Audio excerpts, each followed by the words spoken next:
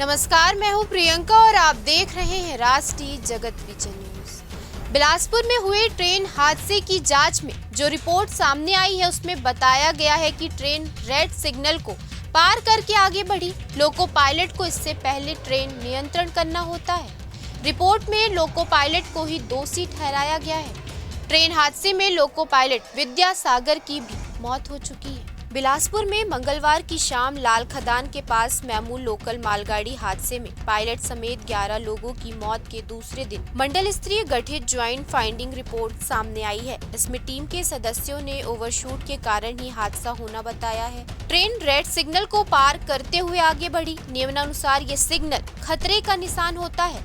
Loco pilot को इससे पहले ट्रेन नियंत्रण करना होता है। रिपोर्ट में लोको पायलट को ही दोषी ठहराया गया है। हालांकि इस हादसे में लोको पायलट विद्यासागर की भी मौत हो गई है।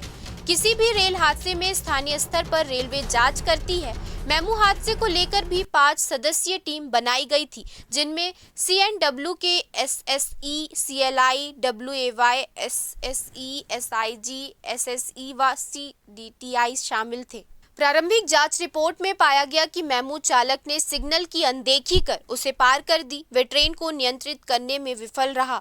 लोको पायलट को सही समय पर जो उचित स्थिति में ट्रेन संचालित करने की जिम्मेदारी दी गई थी, रिपोर्ट उच्च अधिकारियों को सौंप दी गई है।